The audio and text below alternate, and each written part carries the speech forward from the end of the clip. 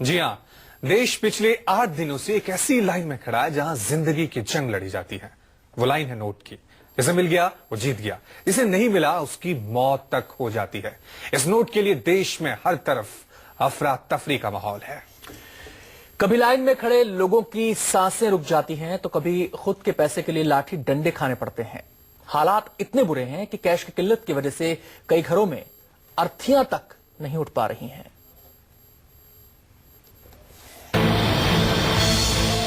देश कतार में है।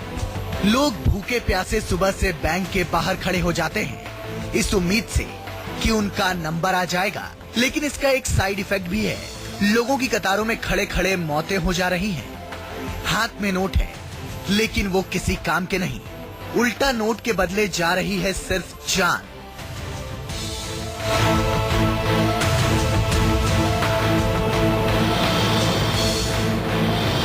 अजीज अब इस दुनिया में नहीं है। इस दुनिया को छोड़कर चले गए और पीछे एक सुलगता सवाल छोड़ गए। आखिर कैसी ये व्यवस्था है जिसमें एक आम आदमी को बीच सड़क पर दम तोड़ने को मजबूर होना पड़ रहा है। सामने लाश पड़ी है और ये भीड़ अजीज की मौत का हिसाब मांग रही है।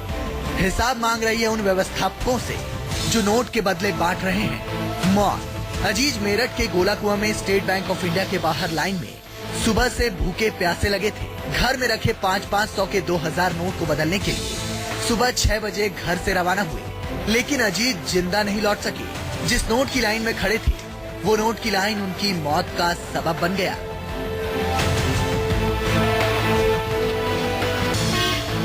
कैश की किल्लत की इस घड़ी में एक अफसोसनाक खबर सामने आई है। जहां एक तरफ हर कोई नोट बदलने और निकालने के लिए कतार में लगा हुआ है, वहीं मेरठ के डाक खाने में दिन दहाड़े घुसकर बदमाशों ने तमंचे के बल पर लूट की वारदात को अंजाम दिया और फिर फरार हो गए। बाइक सवार 4 बदमाशों ने इस वारदात को अंजाम दिया।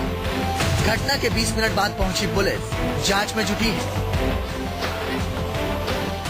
पहले इसके टेलीफोन के तार काट दिया, मेरा मोबाइल तोड़ दिया और यहाँ से जो दराज में कैश था वो सब चद्दर में भर के ले गए। बड़ा चला। क्या वो खाली आते हैं कुछ? हमारे कंप्यूटर कट्टे लगा दिए। एक दर्दनाक वाकया बुलंदशहर में सामने आया। ये तस्वीर है चाइना बॉर्डर पर तैनात बीएसएफ के सूबेदार प्रेमवीर के इकलौते पुत्र सुमित की, जिसने अपने ही कमरे में फांसी लगाकर जान दे दी क्योंकि उसके पास मेले में खर्चे के लिए नए नोट नहीं थे।